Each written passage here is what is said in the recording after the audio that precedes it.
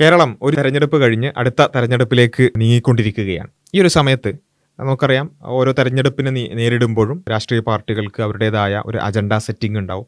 പല രൂപത്തിലുള്ള ക്യാമ്പയിനുകൾ ഉണ്ടാകും. തീർച്ചയായും അതെല്ലാം വളരെ നല്ല രൂപത്തിൽ നടക്കണം. ഭരണപക്ഷം അവരുടെ ഭരണവുമായി ബന്ധപ്പെട്ടുകൊണ്ടുള്ള പോസിറ്റീവുകളും അതുപോലെ തന്നെ പ്രതിപക്ഷം അതിന് ഉള്ള കൗണ്ടറുകളും അതുപോലെ തന്നെ ഭരണത്തിൻ്റെ പ്രശ്നങ്ങളും അവർ മുന്നോട്ട് വെക്കുന്ന കേരളത്തെക്കുറിച്ചുള്ള സ്വപ്നങ്ങളൊക്കെ പങ്കുവെച്ചുകൊണ്ട് തന്നെയാണ് ഇലക്ഷനുകൾ നടക്കേണ്ടത്. ആ രൂപത്തിലുള്ള ആരോഗ്യകരമായ ചർച്ചകളും ക്യാമ്പയിനുകളും ഒക്കെ നടക്കേണ്ടത് തന്നെയാണ്. പക്ഷേ ഈ കഴിഞ്ഞ കുറച്ച് കാലമായി കേരളത്തിൽ ഈ തെരഞ്ഞെടുപ്പുമായി ബന്ധപ്പെട്ടുകൊണ്ട് പ്രത്യേകിച്ചും നമ്മൾ കണ്ടുവരുന്ന ചില കാര്യങ്ങൾ, അത് കേവലം തെരഞ്ഞെടുപ്പ് പ്രവർത്തനത്തിൽ നിന്ന് തെരഞ്ഞെടുപ്പോടുകൂടി അവസാനിക്കുന്നതല്ല അതിൻ്റെ ഇമ്പാക്റ്റ് എന്നുള്ളത് കൊണ്ട് അതുമായി ബന്ധപ്പെട്ടുകൊണ്ട് ചില കാര്യങ്ങൾ സൂചിപ്പിക്കണമെന്ന് തോന്നിയത് കൊണ്ടാണ് ഇവിടെ ചില കാര്യങ്ങൾ സംസാരിക്കാൻ ഉദ്ദേശിക്കുന്നത്. പ്രധാനമായി നമ്മൾ ഈ തെരഞ്ഞെടുപ്പുകളുടെ അതുമായി അടുത്തു വരുമ്പോൾ പ്രത്യേകിച്ചും നമ്മൾ കണ്ടുവരുന്ന ചില പ്രവണതകൾ എന്ന് വെച്ചാൽ, ചില സോഷ്യൽ എൻജിനീയറിംഗ് എന്ന പേരിൽ, അങ്ങനെ ഒരു ഓമന പേരിട്ടുകൊണ്ട് ചില വളരെ പ്രതിലോമകരമായ ക്യാമ്പയിനുകൾ നടക്കുന്നുണ്ട് എന്നുള്ളത് നമ്മളെല്ലാവരും, അത് പ്രതിലോമകരമായ ക്യാമ്പയിനുകളും വർഗീയ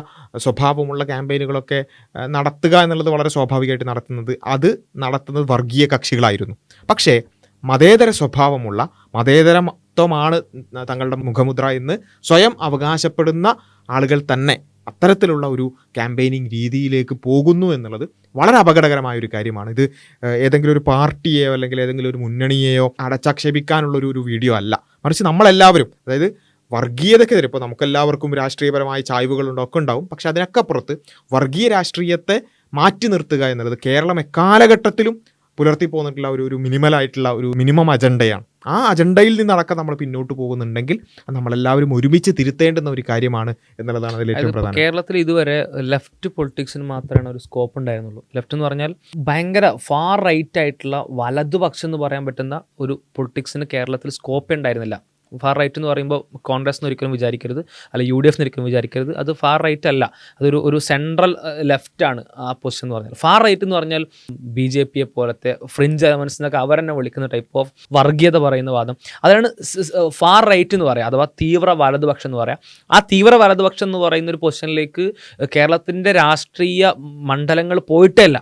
പക്ഷേ നാഷണലി ഫാർ റൈറ്റ് ആയിട്ടുള്ള ഒരു പാർട്ടിയോ ഒരു സഖ്യമോ അധികാരത്തിൽ കയറി അതിൻ്റെ ഒരു അലയൊലി പല സംസ്ഥാനങ്ങളിലേക്ക് എത്തിയത് കേരളത്തിലേക്കും എത്തുന്നു എന്നാകുമ്പോൾ ചില ആളുകൾക്ക് തങ്ങളുടെ കയ്യിൽ നിന്ന് ഭരണം നഷ്ടപ്പെടുന്നതായിട്ടുള്ള ഭയം ഉണ്ടാകുന്ന സമയത്ത് ഈ ഒരു ടോട്ടൽ നാഷണൽ ഓളത്തിന് വേണ്ടിയിട്ട് ഈ ജനങ്ങളുടെ മനസ്സിനെ ഫാർ റൈറ്റിലേക്ക് കൊണ്ടുപോകാനുള്ള ശ്രമം, അഥവാ മറ്റൊരു സ്ഥലത്തും ഇല്ലാത്തത്ര മതനിരപേക്ഷ മനസ്സുള്ള, മറ്റു മനുഷ്യരെ വർഗീയതയോടുകൂടി കാണാത്ത ഈ നാട്ടിൽ പോലും ഈ ഇത്തരത്തിൽ വർഗീയ കക്ഷികൾ ഓൾറെഡി അവരുടെ പണികൾ എടുത്തുകൊണ്ടിരിക്കുന്നുണ്ട്. അതുകൊണ്ട് കുറച്ച് ആൾക്കാർ ഇത്തരത്തിൽ തീവ്ര വലതുപക്ഷത്തേക്ക് പോകുന്നുണ്ട്. അതിൻ്റെ ഒപ്പം ഈ മതനിരപേക്ഷ മനസ്സുള്ള ഒരു 90% അല്ലെങ്കിൽ ഒരു 80% വരുന്ന ആ മലയാളികളെ കൂടി ആ ഭാഗത്തേക്ക് അടുപ്പിക്കാനുള്ള ശ്രമം ഇത്തരം മതേതര കക്ഷികളുടെ ഭാഗത്തുണ്ടാവും എന്ന് പറയുമ്പോൾ അത് ഭയങ്കര ഖേദകരമാണ്. അപ്പോൾ അതിൽ എനിക്ക് പൊതുവെ തോന്നിയിട്ടുള്ളൊരു കാര്യം എന്താ വെച്ചാൽ, ഇപ്പോൾ ഇവിടെ ഒരു മുസ്ലിം, ക്രിസ്ത്യൻ, അതുപോലെ തന്നെ ഹിന്ദു, ഈ പ്രധാന മതവിഭാഗങ്ങളാണ് പ്രധാനമായിട്ടും കേരളത്തിലുള്ളത്. അതിൽ ഹിന്ദു എന്ന് പറയുമ്പോൾ തന്നെ ഈഴവ, അങ്ങനെ നായർ, അങ്ങനെ പ്രത്യേകമായിട്ട് നമ്മൾ എന്ത് ചെയ്യേണ്ടി വരും, അത് മാറ്റേണ്ടി വരും. പക്ഷേ അതിനൊക്കെ അപ്പുറത്ത് മുസ്ലിം, ഹിന്ദു, ക്രിസ്ത്യൻ, ഇതിൽ ഇവിടെ കേരളത്തിലേക്ക് ചില സോഷ്യൽ എഞ്ചിനീയറിംഗ് കൊണ്ടുവന്നിട്ട് ഈ മുസ്ലിങ്ങളെ എതിർക്കുക, അല്ലെങ്കിൽ മുസ്ലിങ്ങളുമായി ബന്ധപ്പെട്ടുകൊണ്ടുള്ള കുറച്ച് വിദ്വേഷ പ്രസ്താവനകൾ ഉണ്ടാവുക, അല്ലെങ്കിൽ അവരെ അപരവൽക്കരിക്കുന്ന ചില പ്രസ്താവനകൾ ഉണ്ടായാൽ ഹിന്ദു ക്രിസ്ത്യൻ വോട്ടുകൾ കിട്ടും എന്ന ഒരു തോന്നൽ, അതിൻ്റെ ബേസിൽ നിന്നുള്ള കുറച്ച് എഞ്ചിനീയറിംഗ് ആണ് പലപ്പോഴും നമ്മൾ കാണുന്നത്. അത് ഞാൻ പറയുന്നത് ഈ കഴിഞ്ഞ തദ്ദേശ തെരഞ്ഞെടുപ്പോ അല്ലെങ്കിൽ അതുമായി ബന്ധപ്പെട്ടുകൊണ്ടല്ല, ഇതിന് മുമ്പേ തന്നെ ചെറിയ രൂപത്തിൽ ഇതിങ്ങനെ വർക്കൗട്ടാക്കി തുടങ്ങുകയും അത് ഏതെങ്കിലും രൂപത്തിൽ തങ്ങൾക്ക് എവിടെയെങ്കിലൊക്കെ ഒരു ഉപകാരപ്പെടും എന്ന് ഉള്ള ഒരു തോന്നലിൽ അത് തുടരുകയും ചെയ്യുന്നു എന്നുള്ളത് വളരെ ഗൗരവകരമായി നമ്മൾ മനസ്സിലാക്കേണ്ടത് വെച്ചാൽ, ശരിയായിരിക്കാം ഏതെങ്കിലും ഒരു മണ്ഡലം നമ്മൾ വെച്ച് നോക്കുമ്പോൾ അവിടെ ഈ മുസ്ലിം വോട്ട് നമുക്ക് പൊതുവെ കിട്ടുന്നത് കുറവായതുകൊണ്ട് പിന്നെ ബാക്കിയൊക്കെ കിട്ടിയിട്ടില്ലെങ്കിലും കുഴപ്പമില്ല, ബാക്കി 2 ക്രിസ്ത്യൻ ഹിന്ദു വോട്ടുകൾ ഒരുമിച്ച് കിട്ടിയാൽ തങ്ങൾക്ക് അധികാരത്തിൽ വരാം എന്ന വളരെ ചെറിയ ഒരു ലക്ഷ്യത്തിനു വേണ്ടി അവിടെ നമ്മൾ ഇത്തരത്തിലുള്ള ഒരു പ്രസ്താവനകളൊക്കെ നടത്തി ആ ഒരു ഭിന്നിപ്പുണ്ടാക്കിയാൽ നമ്മൾ മനസ്സിലാക്കേണ്ടത് അത് ഇലക്ഷൻ്റെ ആ ഒരു ആരവങ്ങൾ അടങ്ങുന്നതോടുകൂടി അതിൻ്റെ പ്രശ്നങ്ങൾ സമൂഹത്തിൽ പോകില്ല. ഇത് കേവലമായിട്ടുള്ളൊരു അധികാര രാഷ്ട്രീയത്തിൻ്റെ ഒരു വിഷയമല്ല, മറിച്ച് പ്രശ്നങ്ങൾ ആളുകൾക്കിടയിൽ വെറുപ്പും വിദ്വേഷവും ഇളക്കി വിട്ടാൽ അത് ഇലക്ഷൻ കഴിയുമ്പോഴേക്ക് അതങ്ങോട്ട് അതേപോലെ തിരിച്ചു കയറുമൊന്നുമില്ല. അത് ആളുകളുടെ മനസ്സിലുണ്ടാവും. അപ്പോൾ അതുകൊണ്ട് ഇത് വളരെ ഗൗരവത്തോടു കൂടി നമ്മൾ എടുക്കണം. സോഷ്യൽ എഞ്ചിനീയറിംഗ് എന്ന പേരിൽ ഇങ്ങനെയുള്ള വിദ്വേഷങ്ങൾ ഉണ്ടാക്കുന്ന നിരന്തരം അത്തരത്തിലുള്ള ഒരു എഞ്ചിനീയറിംഗ് നടത്തുക, അതിനുവേണ്ടി ചില certain സ്ട്രാറ്റജീസ് എടുക്കുക എന്ന് വെച്ചാൽ ഒബ്വിയസ്ലി ഒരു മതേതര കക്ഷിയാണെന്ന് പറയുന്ന ഒരു പാർട്ടിക്കും ഒരിക്കലും ഇവിടെയുള്ള മുസ്ലിങ്ങൾ അങ്ങനെയാണ് എന്ന് പറയാൻ പ്രശ്നമുണ്ടാവും. അപ്പോൾ അതുകൊണ്ട് പലപ്പോഴും ചെയ്യുന്നതെന്ന് വെച്ചാൽ ഏതെങ്കിലും ഒരു വിഭാഗത്തെ പിടിക്കുക, ആ വിഭാഗത്തെ ചാരിക്കൊണ്ട് മൊത്തത്തിലടിക്കുക. ഇതാണ് പൊതുവേ സംഭവിക്കുന്നത്. അതിനൊരു കേരള രാഷ്ട്രീയത്തിൽ കഴിഞ്ഞ കുറച്ച് കാലങ്ങളായിട്ട് ഉള്ള ഒരു പ്രതിഭാസത്തിൻ്റെ പേരാണ് പിന്നിൽ ജമാഅത്തെ ഇസ്ലാമി എന്നുള്ളത്. എല്ലാത്തിനും വീട്ടിലെ പൂച്ച ചത്താലും, അതേപോലെ തന്നെ പിന്നെ ഗെയിൽ സമരം നടത്തിയാലും, അതേപോലെ തന്നെ മാലിന്യ സമരം നടത്തിയാൽ എല്ലാത്തിനും പിന്നിൽ ജമാഅത്തെ ഇസ്ലാമി. ജമാഅത്തെ ഇസ്ലാമിയാണ്. കേരളത്തിൽ ഇത്രയും ജമാഅത്തെ ഇസ്ലാമിക്കാരുണ്ടോ എന്നുള്ള ജമാഅത്തെ ഇസ്ലാമിക്കാർ പോലും എന്ത് ചെയ്തിട്ടുണ്ടാവും, അത്ഭുതപ്പെട്ടിട്ടുണ്ടാവും. അപ്പം എനിവേ ഇത് എന്തിനാ ഈ പിന്നിൽ ജമാഅത്തെ ഇസ്ലാമി എന്ന് പറയുന്നത് എന്തിനാ?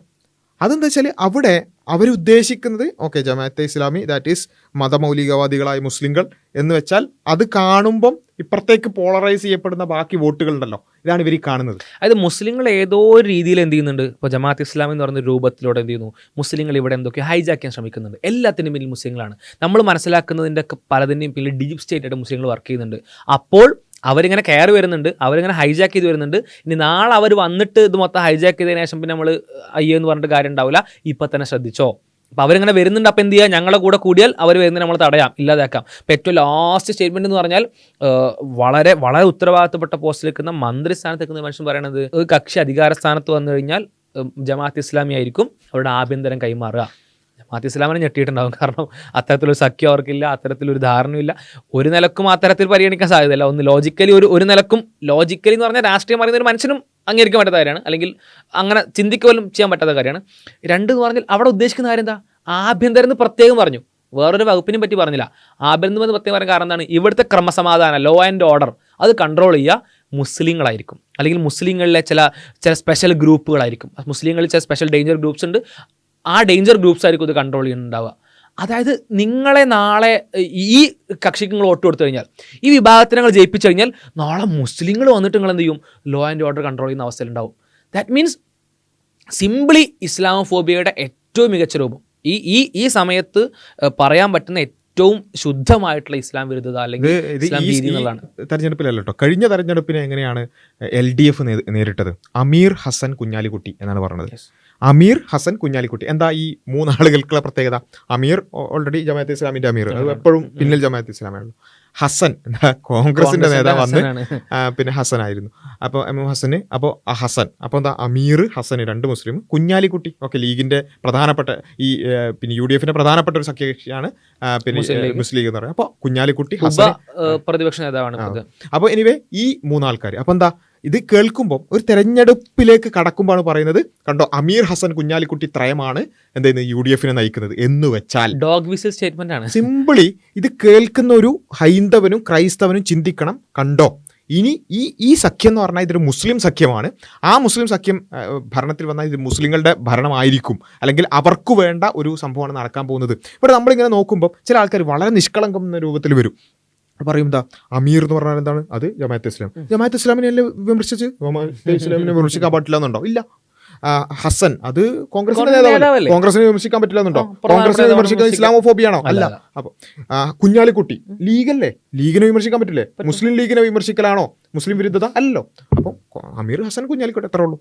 ഇങ്ങനെ ഒരു ഓവർ നിഷ്കളങ്കരാകുന്ന കുറച്ച് ആൾക്കാർ. ഒന്നെന്ന് വെച്ചാൽ ഇത് വളരെ സിമ്പിൾ ആയിട്ട് മനസ്സിലാക്കാൻ തരാം. എന്തുകൊണ്ട് അവിടെ ഹസനെ തെരഞ്ഞെടുത്തു, വേറെ ആരും തെരഞ്ഞെടുത്തില്ല, ഹസനെ മാത്രം എടുത്ത് പറഞ്ഞു. ഒന്ന്. രണ്ടെന്ന് പറഞ്ഞാൽ എന്തുകൊണ്ട് ഈ മൂന്ന് പേരും ഒരുമിച്ച് പറഞ്ഞുകൊണ്ട് ഒരു എന്താ പറയുക, ഇപ്പോൾ വിഷം തരുന്നൊക്കെ പറയുന്ന പോലെ, അല്ലെങ്കിൽ വിഷം കുടിക്കേണ്ടി വരുന്നൊക്കെ പറയുന്ന പോലെ, ബോംബ് പൊട്ടുന്നൊക്കെ പറയുന്ന പോലെ, അല്ലെങ്കിൽ എന്തെങ്കിലും അപകടം സംഭവിക്കും, ഭൂമി കുലുങ്ങുന്നൊക്കെ പറയുന്ന പോലെ അമീർ ഹസൻ കുഞ്ഞാലിക്കുട്ടി എന്ന് പറയുന്ന മൂന്ന് പേരിന് പ്രത്യേകം ചേർത്തുകൊണ്ട് അപകട സൂചനയായിട്ട് അവതരിപ്പിക്കേണ്ടി വരുന്നത് എന്തുകൊണ്ടാണ്? വളരെ സിംപ്ലി അത് ഇസ്ലാം ഫോബി ആയതുകൊണ്ട് മാത്രമാണ്. ഇപ്പോഴും മനസ്സിലാക്കാത്ത ആൾക്കാരുണ്ടെങ്കിൽ അവർക്ക് വിവരിച്ചതാണ് എന്തുകൊണ്ട് അവിടെ ഹസനെ സെലക്ട് ചെയ്യുന്നു. MMS എന്ന് പറയുമ്പോൾ ഇപ്പോൾ വളരെ വലിയ ലീഡർ അല്ലല്ലോ. അവിടെ ആ സമയത്ത് സൂചിപ്പിക്കാൻ പറ്റുന്ന എത്ര ലീഡേഴ്സ് ഉണ്ട് അവിടെ. ലീഡേഴ്സിന് നേരെ തന്നെയാണ് നമുക്ക് കോൺഗ്രസ് കാണാൻ കഴിയുക. അല്ല, ആ സമയത്ത് ഈവൻ ഇനി UDF അധികാരത്തിലേക്ക് വരികയാണെങ്കിൽ തന്നെ അവിടെ മുഖ്യമന്ത്രി ആവാൻ സാധ്യത പോലും അവിടെ വരില്ല. പിന്നെ രമേശ് ചെന്നിത്തലയോ അല്ലെങ്കിൽ അങ്ങനെയുള്ള ആളുകളായിരുന്നു ആ സമയത്ത് സാധ്യത. ആ സമയത്ത് ഒന്നുകിൽ മറ്റേ മുരളീധരൻ വരും, അല്ലെങ്കിൽ രമേശ് ചെന്നിത്തല വരും. അത്തരം ആളുകൾക്ക് അവിടെ സ്ഥാനമുള്ളൂ, അല്ലെങ്കിൽ അവരുടെ പേരാണ് പരിഗണിക്കപ്പെടുന്ന അവസ്ഥ. അവിടെ എന്തുകൊണ്ട് ഹസനെ മാത്രം തെരഞ്ഞെടുത്തു? ഹസന്റെ പേരുകൊണ്ട് അവർക്ക് കുറച്ച് കാര്യങ്ങൾ ചെയ്യാനുണ്ട്. ആ പ്രസ്താവനയിൽ അവർക്ക് കുറച്ച് നേട്ടങ്ങളുണ്ട്. എന്നുവെച്ചാൽ ഇത് സിംപ്ലി മുസ്ലിങ്ങളെ കുറിച്ചുള്ള ഒരു ഭയം, അകാരണമായൊരു ഭയം ഉണ്ടാക്കുകയും അതുവഴി നേട്ടം കൊയ്യുക. ഇതാണ് അൾട്ടിമേറ്റ്ലി. നിങ്ങൾ ഇനി ഈവൻ ഒരു പാർട്ടി പ്രവർത്തകനാണെങ്കിൽ തന്നെ, ഇത് ഏതെങ്കിലും ഒരു പാർട്ടിയെ വിമർശിക്കാൻ വേണ്ടിയല്ല, പക്ഷേ അപകടകരമായി പ്രവണതയെ പറ്റി പറയാതെ മുന്നോട്ട് പോകാൻ പറ്റില്ല എന്നുള്ളത് കൊണ്ടാണ് പറയുന്നത്. ഇത് ഒന്ന് ആലോചിച്ച് നോക്കുക, എന്തിനാണ് മുസ്ലിം പേരുകൾ കോർത്തിണക്കിക്കൊണ്ട് ഇതാണ് സംഭവിക്കാൻ പോകുന്നത് എന്ന് പറയും. ഇപ്പോൾ പറഞ്ഞ ഈ ജസ്റ്റ് മുമ്പ് പറഞ്ഞ ജമാഅത്തെ ഇസ്ലാമിക്ക് ആഭ്യന്തരം എന്ന് എന്തിനാ അത് പറയുന്നത്? ജമാഅത്തെ ഇസ്ലാമി അല്ലെങ്കിൽ അവരുടെ വെൽഫെയർ പാർട്ടി UDF തമ്മിലുള്ള ആ കാര്യത്തെ രാഷ്ട്രീയപരമായി എതിർക്കാം, അതിൽ സംശയമൊന്നുമില്ല. പക്ഷേ എന്തിനാണ് ജമാഅത്തെ ഇസ്ലാമി എന്ന് പ്രത്യേകം പറയുകയും അത് ആഭ്യന്തരം കൈയാളും എന്ന് പ്രത്യേകം പറയുന്നത് എന്തിനാണ്? സിംപ്ലി അവരാണ് നിങ്ങളെ ഭരിക്കാൻ പോകുന്നത് എന്ന് പറയാൻ വേണ്ടിയിട്ടാണ്. ഇനി ഓവർ നിഷ്കളങ്കരായ വേറെ ആൾക്കാർ പറയുന്ന ഒരു കാര്യമാണ് വെള്ളാപ്പള്ളി നടേശൻ. എന്താ പറയുക, പച്ചവെള്ളത്തിന് തീപിടിക്കുന്ന രൂപത്തിൽ വർഗീയത പറഞ്ഞാലും ചില ആൾക്കാർക്ക് അത് വർഗീയത മനസ്സിലാകുന്നില്ല, അത് വേറെ കാര്യം. ഇനി ആ മനുഷ്യന്റെ വായനത് വരുമ്പോൾ എന്തോ ഒരു മുല്ലപ്പൂ വരുന്ന ഒരു ഫീൽ ചെയ്യാം. അതിന്റെ ന്യായീകരണം എന്താ വെച്ചാൽ, വെള്ളാപ്പള്ളി ആരെ എതിർത്തത്? വെള്ളാപ്പള്ളി എതിർത്തത് ലീഗിനെയാണെന്ന്. മലപ്പുറത്ത് എന്ത് ചെയ്യുന്നില്ല, മറ്റ് മതസ്ഥർക്ക് ശ്വാസം മുട്ടുന്നു അല്ലെങ്കിൽ ശ്വാസം സ്വസ്ഥമായ രൂപത്തിൽ കിട്ടുന്നില്ല എന്ന് പറഞ്ഞ ആ രൂപത്തിൽ നിരന്തരമായി അത് പറഞ്ഞുകൊണ്ടേയിരിക്കുന്ന ഒരു വ്യക്തി അവിടെ ആ പറയുന്നതിൻ്റെ കൂടെ എന്ത് ചെയ്യുന്നുണ്ട്, ലീഗിനെയും കൂടി ചേർത്ത് പറയുന്നുണ്ട്. അപ്പം എന്താ, ലീഗിനെയാണല്ലോ പറഞ്ഞത്, അപ്പം ലീഗിനെ വിമർശിക്കൽ മുസ്ലിം വിരുദ്ധതയാണോ? അല്ല. അതുകൊണ്ട് അത് പ്രശ്നമല്ല. ഏതുവരെ ചോദിച്ചാൽ, ഇപ്പം ഒരു മാധ്യമപ്രവർത്തകൻ അദ്ദേഹം ഒരു ചോദ്യം ചോദിച്ചു, സിംപിളി ചോദ്യം ഇത്രേ ഉള്ളൂ. ഇയാൾ നിരന്തരം പറയുന്ന ഒരു കാര്യം എന്താ വെച്ചാൽ, SNDPക്ക് മലപ്പുറത്ത് സ്ഥാപനമില്ല എന്നുള്ളത്. സ്ഥാപനം ഉണ്ട്, അത് വേറെ കാര്യം. ഇനി സ്ഥാപനം ഇല്ലെങ്കിൽ തന്നെ, അല്ലെങ്കിൽ സ്ഥാപനങ്ങൾ കുറവായിക്കോട്ടെ, അൺഎയ്ഡഡ് ഉദ്ദേശിക്കുന്ന എയ്ഡ് കിട്ടുന്നില്ല എന്നാണ്. സ്ഥാപനം ഉണ്ട്, ഓക്കെ, ഇനി എയ്ഡഡ് ടൈപ്പ് ഓഫ് ടെംപ്ലേറ്റിൽ കിട്ടുന്നില്ല, അത് കിട്ടുന്നില്ല എന്നാണെങ്കിൽ അവിടെ മാധ്യമപ്രവർത്തകനായ റഷീദ് ചോദിച്ചു, സിംപിളി എന്താണ് നിങ്ങൾക്ക് കിട്ടാതിരിക്കാൻ കാരണം? സ്ഥലം കിട്ടുന്നില്ലെന്ന് ചോദിച്ചു, അല്ലെങ്കിൽ പൈസ അല്ലേ, ഫണ്ടില്ലേ? അപ്പം സ്ഥലമുണ്ട്. അപ്പൊ പിന്നെന്താ കിട്ടാനുള്ളത്? അനുമതിയാണ് കിട്ടുന്നത്. അനുമതി ആരാ തരേണ്ടത്? മലപ്പുറത്തെ മുസ്ലിങ്ങൾ യോഗം ചെയ്തിട്ടാണ് അനുമതി തരേണ്ടത്, അല്ലെങ്കിൽ മുസ്ലിം ലീഗാണോ തരേണ്ടത്? അല്ല, അനുമതി തരേണ്ടത് സർക്കാരാണ്. 9 വർഷമായി ആരാണ്? 9.5 വർഷമായി ആരാണ് സർക്കാർ? LDF ആണ്. അപ്പൊ പിന്നെ ആരോടാ ഈ പരാതി ഉണ്ടെങ്കിൽ തന്നെ, ഈ പ്രശ്നം ഉണ്ടെങ്കിൽ തന്നെ ആരോടാ പറയേണ്ടത്? സർക്കാരിനോടാണ് പറയേണ്ടത്, സർക്കാരാണത് നൽകേണ്ടത്. അപ്പം ഈ ഒരു കാര്യം പറഞ്ഞതിന്റെ പേരിൽ അവനെ മൈക്ക് തട്ടിപ്പറിച്ചതും ഒക്കെ കണ്ടു. പിന്നെ മാത്രമല്ല MSF എന്നുള്ള പേരിൽ അതിനുശേഷം പിന്നെ വിളിക്കുന്നത് എന്താ വെച്ചാൽ, ഈ റഷീദ് എന്ന് പറയുന്ന മാധ്യമപ്രവർത്തകൻ അയാൾ തീവ്രവാദിയാണ്. സിംപിളി കഴിഞ്ഞു. ആ കാരണം എന്താ, അയാൾ MSFൽ പ്രവർത്തിച്ചിട്ടുണ്ട്. ഒന്ന് ആലോചിച്ച് നോക്കുക, MSF എന്ന് പറയുന്ന കേരളത്തിൽ ഒരു മൂന്നാമതായൊക്കെ വരുന്ന ഏറ്റവും പ്രധാനപ്പെട്ട ഒരു വിദ്യാർത്ഥി രാഷ്ട്രീയ പ്രസ്ഥാനം കാലങ്ങളായി ഇവിടെ പ്രവർത്തിച്ചു കൊണ്ടിരിക്കുന്നുണ്ട്. ആ ഒരു MSFൽ പ്രവർത്തകനായിരുന്നു അയാൾ എന്ന ഒറ്റ കാരണം മതി എന്ത്, അയാളെ തീവ്രവാദി എന്ന് വിളിക്കാൻ. ഇത് യഥാർത്ഥത്തിൽ നിങ്ങൾ ആലോചിച്ച് നോക്കുക, ഇത് MSFനോടുള്ള രാഷ്ട്രീയ വിയോജിപ്പല്ല.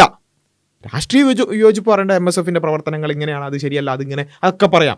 പക്ഷെ MSFൽ പ്രവർത്തിച്ചതുകൊണ്ട് മാത്രം ഒരാൾ തീവ്രവാദി എന്ന് വിളിക്കുന്നുണ്ടെങ്കിൽ അയാളുടെ മുസ്ലിം സ്വത്വത്തെയാണ് അവിടെ എന്ത് ചെയ്യുന്നത്, ആക്രമിക്കുന്നത്. ഇത് വെള്ളാപ്പള്ളി ഇന്നും ഒന്നല്ലേ തുടങ്ങിയ വിഷയമല്ല. ഇത് വെള്ളാപ്പള്ളി എത്രയോ കാലമായിട്ട് ചെയ്യുന്ന കാര്യമാണ്. ഒന്ന് പറഞ്ഞാൽ, ഇപ്പോൾ കേരള തൊഗാഡിയ എന്ന് വെള്ളാപ്പള്ളിയെ വിശേഷിപ്പിച്ചത് VS അച്യുതാനന്ദനാണ്. ദാറ്റ് മീൻസ് അത്രയും വെറുപ്പ് അദ്ദേഹം പറയുന്നുണ്ട് എന്ന് ഇവർ പ്രതിപക്ഷത്തിരിക്കുന്ന സമയത്ത് വെള്ളാപ്പള്ളിയെ പറ്റി അവർ പറഞ്ഞതാണ്. അതും അത് പറയേണ്ടായ സാഹചര്യം എന്ന് പറഞ്ഞാൽ അത് ഇതിനേക്കാൾ തീവ്രമാണ്. ഇപ്പോൾ ഉണ്ടായ MSF തീവ്രവാദ ആരോപണത്തേക്കാൾ തീവ്രമാണ്. കാരണം അന്ന് ഉണ്ടായതെന്ന് വെച്ചാൽ, നൗഷാദ് എന്ന് പറയുന്ന ഒരു എന്താ പറയുക, മാൻഹോളിൽ വീണ് കിടക്കുന്ന ആളുകളെ രക്ഷിക്കാൻ ശ്രമിച്ചിട്ട് അവിടെ നിന്ന് മരണപ്പെട്ട ഒരു മനുഷ്യൻ, അഥവാ കേരളത്തിൻ്റെ നല്ല എവിടത്തെയും മനുഷ്യത്വം മരവിക്കാത്ത ഒരു മനുഷ്യന് അനുകമ്പ തോന്നുന്നൊരു സാഹചര്യം, ഒരു മനുഷ്യനോട് കരുണ തോന്നുന്നൊരു സാഹചര്യം, അത്തരമൊരു അവസ്ഥയിൽ നൗഷാദ് എന്ന് പറയുന്ന വ്യക്തിക്ക് എന്ത് ചെയ്യുന്നു, സർക്കാർ സഹായം കൊടുക്കുന്നു. ആ സഹായം കൊടുക്കുന്ന സമയത്ത് ഈ വർഗീയവാദിയായിട്ടുള്ള ഈ മനുഷ്യൻ വന്നിട്ട് പറയാണ്, മുസ്ലിമായിട്ട് മരിക്കുമ്പോൾ അങ്ങനെ മരിച്ചാൽ നമുക്ക് സാമ്പത്തിക സഹായം കിട്ടുള്ളൂ, അല്ലാതെ നമ്മളെ ഒരു ഈഴവനായിട്ട് മരണപ്പെട്ടാലോ അല്ലെങ്കിൽ ഈ തരത്തിൽ മരണപ്പെട്ടു കഴിഞ്ഞാൽ എന്ത് ചെയ്താൽ സഹായം ലഭിക്കില്ല. അഥവാ അതിൽ പോലും വർഗീയത കാണുന്ന വളരെ വികൃതമായിട്ടുള്ള മനസ്സുള്ള, അപ്പോൾ നേരത്തെ വിദ്യാഭ്യാസ സ്ഥാപനത്തിൻ്റെ കാര്യം പറയുമ്പോൾ പോലും നിലമ്പൂർ വന്നിട്ട്, മുസ്ലിം ഭൂരിപക്ഷ പ്രദേശം വന്നിട്ട് ആ മലപ്പുറം ജില്ലയുടെ ഒരു കൂടുതൽ പോപ്പുലേഷനുള്ള സ്ഥലങ്ങളിൽ ഒന്നായിട്ടുള്ള സ്ഥലത്ത് വന്നിട്ട് അവിടെ വന്നിട്ട് അയാൾ പ്രസംഗിക്കുകയാണെന്ത്, മലപ്പുറം ജില്ലയിൽ ഈഴവർക്ക് ശ്വാസം കിട്ടുന്നില്ല എന്ന്. അഥവാ വൃത്തികേടിൻ്റെ, വർഗീയതയുടെ ഏറ്റവും മോശം രൂപം എന്ത് ചെയ്യുന്നു, ആ മനുഷ്യൻ സംസാരിക്കുന്നു.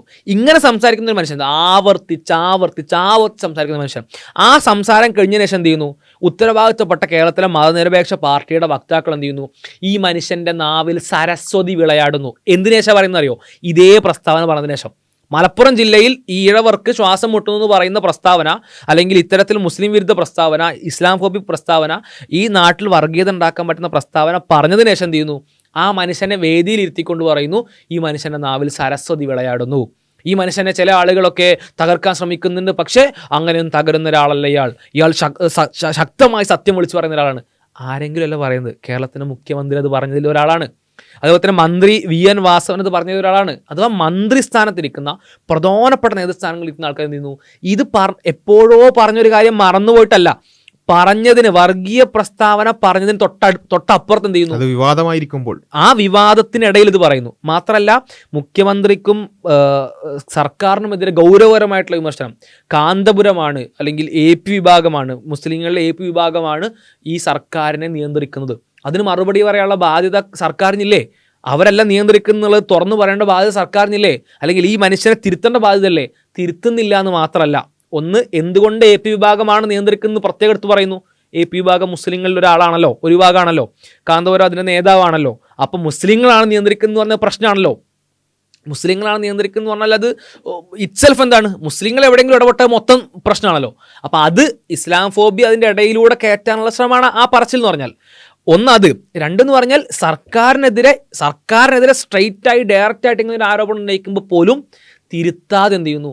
ഈ മനുഷ്യനെ ചേർത്ത് പിടിക്കുന്നു എന്നുള്ളതാണ്. ദാറ്റ് മീൻസ് സിംപ്ലി വോട്ടിന് വേണ്ടിയാണെന്ന് പറയാൻ പറ്റുമെന്ന് എനിക്കറിയില്ല, കാരണം അയാളെ ചേർത്ത് പിടിച്ചുകൊണ്ട് ഒരു വോട്ടും കിട്ടുന്നില്ല. പക്ഷേ ആ തെറ്റിദ്ധാരണയിൽ, വോട്ട് കിട്ടുമെന്ന തെറ്റിദ്ധാരണയിൽ എന്ത് ചെയ്യാണ്? എത്ര തീവ്രമായ, എത്ര ആഴത്തിലുള്ള വർഗീയതക്ക് പോലും രാജിയാവുകയാണെന്നുള്ളതാണ്. ഇതെന്ന് വെച്ചാൽ ഇത് ഏതെങ്കിലും ഒരു പ്രസ്താവനകളിൽ ഒതുങ്ങുന്നതല്ല. ഈ പറഞ്ഞതുപോലെ നിരന്തരം ഇതൊരു പാറ്റേൺ ആയിട്ട് പോകുന്നു. അതാണ് ഇതിനൊരു പ്രശ്നം. ഏതെങ്കിലും ഒരു രാഷ്ട്രീയ നേതാവ് എന്തെങ്കിലും ഒന്ന് പറഞ്ഞു, അല്ലെങ്കിൽ അതൊക്കെ നമുക്ക് ആ സമയത്തോ അല്ലെങ്കിൽ ആ വ്യക്തിയുടെയോ പ്രശ്നങ്ങളായിട്ട് മനസ്സിലാക്കും. പക്ഷേ ഇത് നമ്മൾ ഇവിടെ കാണുന്ന വെച്ചാൽ ഒരു പാറ്റേൺ നമ്മൾ കാണുകയാണ്. നിരന്തരമായി ഇങ്ങനെ ഒരു സോഷ്യൽ എഞ്ചിനീയറിംഗ് നടത്തുക, ഒരു വിഭാഗത്തിനെ അത് തന്നെ ഏതെങ്കിലും അതിൽപ്പെട്ട ഏതെങ്കിലും സംഘടനയോ വ്യക്തികളെയോ ചാരിക്കൊണ്ട് മൊത്തത്തിൽ തന്നെ അപരവൽക്കരിക്കുക. അത് നിരന്തരം, അത് ലീഗിനെ ആകട്ടെ, ജമാഅത്തെ ഇസ്ലാമി ആകട്ടെ, അല്ലെങ്കിൽ പലപ്പോഴും സമസ്തയെ വെച്ചിട്ട് ചാരിയിട്ട് പറയുന്നത് കാണാൻ സാധിക്കും. നേരത്തെ പറഞ്ഞതുപോലെ AP വിഭാഗത്തെ ചാരിക്കൊണ്ട് പറയുന്നത് കാണാൻ പറ്റും. അങ്ങനെ ആരെങ്കിലൊക്കെ ചാരിയിട്ട് മുസ്ലിങ്ങളെ മൊത്തത്തിൽ പറയാം. എന്നിട്ടോ ചോദിക്കുമ്പോൾ പറയുന്നത്, ഞങ്ങൾ പറഞ്ഞിട്ടില്ലല്ലോ, ഞങ്ങൾ മുസ്ലിങ്ങളെ പറഞ്ഞിട്ടില്ലല്ലോ, ഞങ്ങൾ ഈ സംഘടനയല്ലേ വിമർശിച്ചത്. ഈ സംഘടനയെ വിമർശിക്കൽ അത് ആ മുസ്ലിങ്ങളെ വിമർശിക്കലാകുമോ, എന്നുള്ളതൊക്കെ ചോദിച്ചിട്ട് കുറച്ച് ആൾക്കാർ വരികയും ചെയ്യും. അപ്പോൾ ഇതാണ് ഇവിടെ സംഭവിക്കുന്നത്. ഇത് ആർക്കും പിന്നെ നിഷ്പക്ഷമായി ചിന്തിക്കുന്ന ഏതൊരു മനുഷ്യനും മനസ്സിലാകുന്ന ഒരു കാര്യമാണ്. ഇതിൻ്റെ അപകടം വളരെ വലുതായിരിക്കും. കേരളം പോലെയുള്ള ഒരു സൊസൈറ്റിയിൽ, അങ്ങോട്ടും ഇങ്ങോട്ടും എല്ലാവരും സഹകരിച്ച് ജീവിക്കുന്ന ഒരു സൊസൈറ്റിയിൽ ഇങ്ങനെ ഒരു ഡിവൈഡ് ഉണ്ടാക്കിയാൽ അത് വലിയ അപകടകരമായിരിക്കും ചെയ്യുക. ഒബ്വിയസ്ലി ഞാൻ പറയുന്നു, ഒരു ഇൻസ്റ്റൻറ്റ് റിസൾട്ടാണ് ഇവർ പ്രതീക്ഷിക്കുന്നുണ്ടെങ്കിൽ അത് കിട്ടൂല. കാരണം കേരളത്തിൻ്റെ മനസ്സ് ആ രൂപത്തിലേക്കായിട്ടില്ല. ഇവർ വിചാരിക്കുന്നത് വെച്ചാൽ ഈ സോഷ്യൽ മീഡിയയിലൊക്കെ കാണുന്ന ഈ ഫേക്ക് ഐഡികളെ പോലെയാണ് കേരളത്തിൻ്റെ മൊത്തം മനസ്സങ്ങനെ വർഗീയവൽക്കരിച്ചിട്ടുണ്ട് എന്നാണ് ഇവർ വിചാരിക്കുന്നത്. അങ്ങനെയല്ല, അത് മനസ്സിലായിട്ടുണ്ട്. അങ്ങനെ ആയിരുന്നെങ്കിൽ വെള്ളാപ്പള്ളി എത്ര ഏറ്റിക്കൊണ്ടുവരുന്ന മുഖ്യമന്ത്രി ഇത്രയും വർഗീയ വിഷം പറഞ്ഞിട്ടും മുഖ്യമന്ത്രിയുടെ കാറിലാണ് മനുഷ്യനെ കയറ്റിയിട്ട് കൊണ്ടുവന്ന് ഇറക്കുന്നതുകൊണ്ടുള്ള ഒരു സന്ദേശം നമ്മൾ ആലോചിക്കണം. അഥവാ ഞാൻ ഈ വ്യക്തിക്കൊപ്പമാണെന്നാണ് പറഞ്ഞു വെക്കുന്നത്. അത്രയൊക്കെ ഒപ്പം കൊണ്ടു നടന്നിട്ടും എന്ത് ചെയ്തു? തദ്ദേശ തെരഞ്ഞെടുപ്പിൽ ഈ അടുത്തുണ്ടാവാത്ത വലിയ പരാജയം എന്ത് ചെയ്തു? ആ പാർട്ടി അഭിമുഖീകരിക്കുകയാണ്, അല്ലെങ്കിൽ ആ സഖ്യം അഭിമുഖീകരിക്കുകയാണ്. ജില്ലാ പഞ്ചായത്ത് കോർപ്പറേഷനുകൾ മൊത്തം പോകുന്നു, ഗ്രാമപഞ്ചായത്തുകൾ ഒരുപാട് പോകുന്നു, നഗരസഭകളിൽ വലിയ നഷ്ടം ഉണ്ടാവുന്നു, ജില്ലാ പഞ്ചായത്തുകളിൽ നഷ്ടം ഉണ്ടാവുന്നു. അഥവാ ഇപ്പോൾ നേരത്തെ പറഞ്ഞ വെള്ളാപ്പള്ളി ശ്വാസം മുട്ടുന്നു എന്ന് പറഞ്ഞ ആ ജില്ല ഉണ്ടല്ലോ, മലപ്പുറം ജില്ലാ പഞ്ചായത്തിൽ 0 ഈ LDFൻ്റെ കോൺട്രിബ്യൂഷൻ എന്ന് പറഞ്ഞാൽ. ദാറ്റ് മീൻസ് അവിടെ LDF ഇല്ലാതെയാവണമെന്ന് ആഗ്രഹിക്കുന്ന മനുഷ്യന്മാരാണ് അതെന്ന് ആർക്കും അഭിപ്രായമില്ല. ദാറ്റ് മീൻസ് ഈ കേരളത്തിൽ ഭരണപക്ഷത്താണെങ്കിലും പ്രതിപക്ഷത്താണെങ്കിലും മതനിരപേക്ഷ കക്ഷികൾ ഉണ്ടാവണമെന്നാണ് സകല മതനിരപേക്ഷ വോട്ട് ചെയ്യുന്ന ആളുകളുടെ ആഗ്രഹം. മതനിരപേക്ഷ കക്ഷികൾ ഉണ്ടാവുന്ന മാത്രമല്ല, അതിലൊരു ബാലൻസ് വേണമെന്ന് എല്ലാവരും ആഗ്രഹിക്കുന്നുണ്ട്. ഇവിടെ വെറും ഒരു UDF വെറും LDF ആയാലും ഇവിടെ ഒരു ബാലൻസ് പ്രശ്നം ഉണ്ടാവും. അതുകൊണ്ട് അത് എന്ത് ചെയ്യണം? നേരത്തെ ആയിക്കൊണ്ട് തന്നെ എന്ത് ചെയ്യണം? ഇവിടെ നിലനിൽക്കണം. രണ്ടു കൂട്ടരും ശക്തമായി തന്നെ ഇവിടെ ഉണ്ടാകണം. എങ്കിൽ മാത്രമേ കേരളത്തിന്റെ ഇപ്പോഴുള്ള ആ ഒരു നില നമുക്ക് തുടരാൻ സാധിക്കുള്ളൂ എന്ന് മനസ്സിലാക്കുന്നവരാണ് കൂടുതൽ ആളുകൾ. അങ്ങനെ മനസ്സിലാക്കുന്ന മനുഷ്യരുടെ അവസ്ഥയിലാണ് എന്ത് ചെയ്യുന്നത്? നിങ്ങളെ പൂർണ്ണമായിട്ട് മനുഷ്യർ തഴയുന്നത്. അതിനർത്ഥം എന്താണ്? നിങ്ങളെ തഴയുന്നു എന്ന് പറഞ്ഞാൽ അർത്ഥം എന്താണ്? നിങ്ങളുടെ അജണ്ട വർഗീയമാണെന്ന് വ്യക്തമാണ്. അത്രയും ഒബ്വിയസ് ആയിട്ട് ആൾക്കാർക്ക് മനസ്സിലാവുന്നു. ഇത് പണ്ടത്തെ കാലമല്ല. ഇന്ന് എല്ലാ കാര്യം സോഷ്യൽ മീഡിയയിൽ വരും. നിങ്ങൾ പറയുന്ന സകല പ്രസ്ഥാനം സോഷ്യൽ മീഡിയയിലൂടെ വരും. ഇപ്പോൾ മുഖ്യമന്ത്രിയോട് ഒരാൾ ചോദ്യം ചോദിക്കുന്നുവെങ്കിൽ ആ ചോദ്യത്തിൻ്റെ മുഴുവൻ ചോദ്യങ്ങൾ അത് ചോദിച്ചിട്ടില്ല, മറുപടി പറഞ്ഞിട്ടില്ല എന്ന കേവല പ്രസ്ഥാനങ്ങൾ കൊണ്ട് മറക്കാൻ പറ്റുന്ന കാര്യമല്ല. അത് ഇന്ന് സോഷ്യൽ മീഡിയയുടെ എന്ത് ചെയ്യും, ആളുകളുടെ കയ്യിലേക്ക് റീലുകളായിട്ട് എത്തും.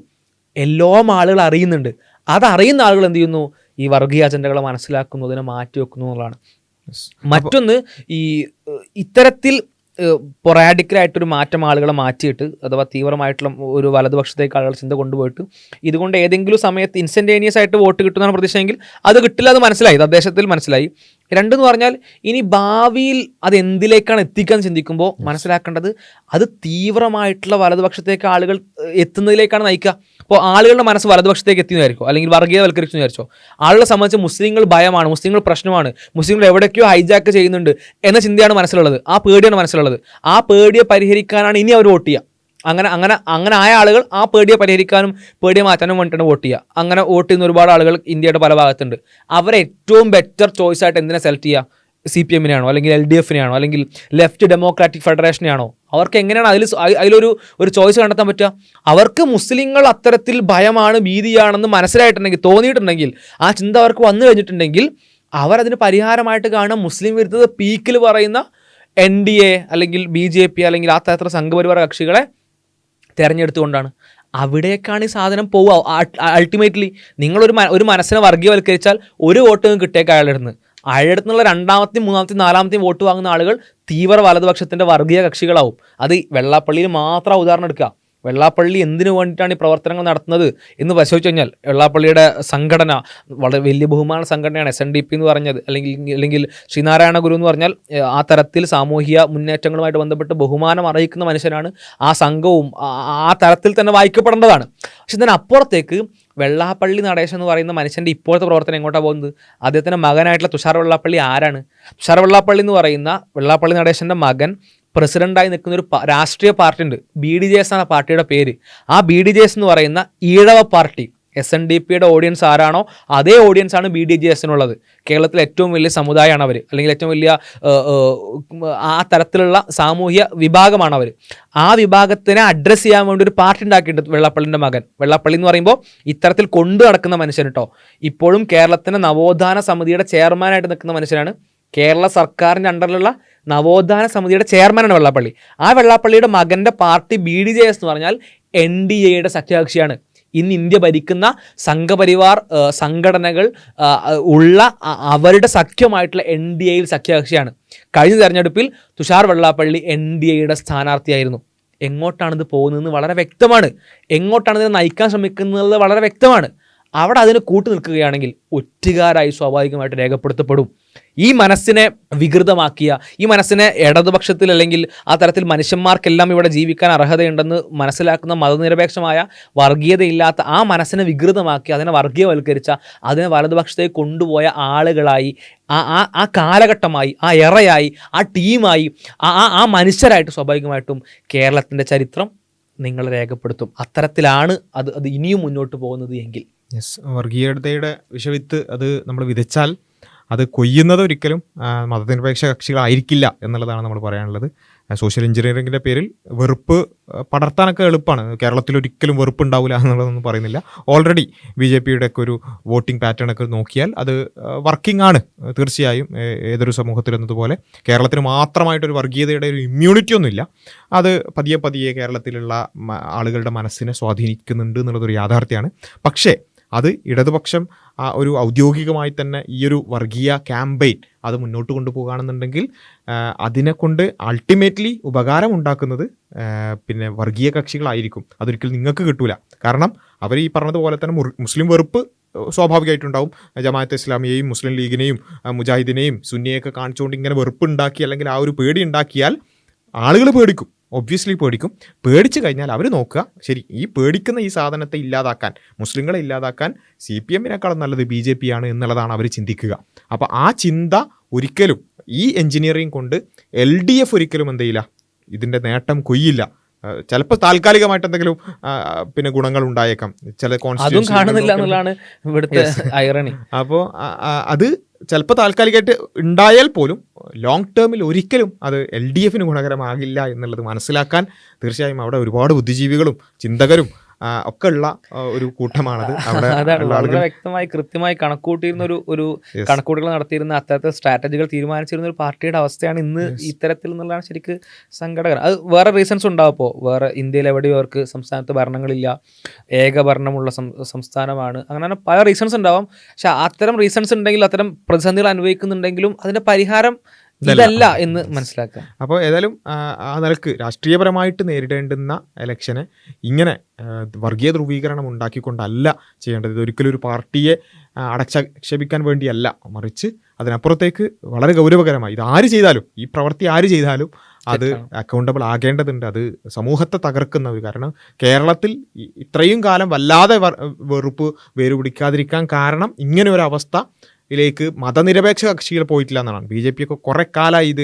ഹിന്ദു ഉണരൂ എന്ന് പറഞ്ഞിട്ട് കുറേ ടീച്ചർമാർ അങ്ങോട്ടും ഇങ്ങോട്ടും ഓടാൻ തുടങ്ങിയിട്ട് കുറേ കാലമായി. പക്ഷേ അത് ആ സമയത്തൊന്നും അത് വർക്കൗട്ട് ആവാതിരിക്കാൻ കാരണം എന്താ വെച്ചാൽ ഒരു പ്രധാന കക്ഷികൾ അത് ഏറ്റെടുത്തില്ല എന്നുള്ളതാണ്. ഇപ്പം അത് ഏറ്റെടുത്ത് തുടങ്ങുന്നു എന്നുള്ളത് വളരെ ഗൗരവകരമാണ്. പിന്നെ മനസ്സിലാക്കുക, ഇങ്ങനെയൊക്കെ ഉണ്ടായാൽ അത് ഏതെങ്കിലും ഒരു സമുദായത്തെ മാത്രമായിരിക്കില്ല ബാധിക്കുക. ഒരു നാട്ടിൽ പ്രശ്നം ഉണ്ടായാൽ, അവിടെ വെറുപ്പും വിദ്വേഷം ഉണ്ടായാൽ അത് എല്ലാവരെയും ബാധിക്കും. അത് നമ്മൾ മനസ്സിലാക്കുക. അത് പിന്നെ മുസ്ലിങ്ങൾക്ക് മാത്രം കുറച്ച് പണി കിട്ടുന്നുണ്ട്, കിട്ടിക്കോട്ടെ എന്നാരും വിചാരിക്കേണ്ട കാര്യമില്ല.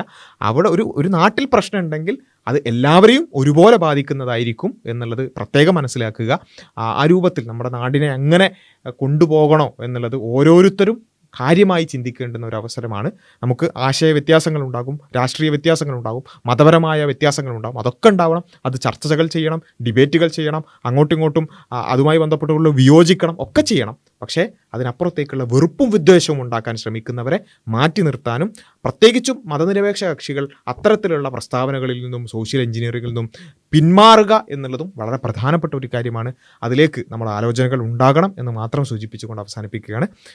കൂടുതൽ ഇത്തരത്തിലുള്ള ചർച്ചകളും വീഡിയോകളും നമ്മുടെ ചാനലിൽ ഉണ്ടാവും. ചാനൽ സബ്സ്ക്രൈബ് ചെയ്യുക, കൂടുതൽ ആളുകളിലേക്ക് എത്തിക്കുക. അസ്സലാമു അലൈക്കും വറഹ്മത്തുള്ളാഹി.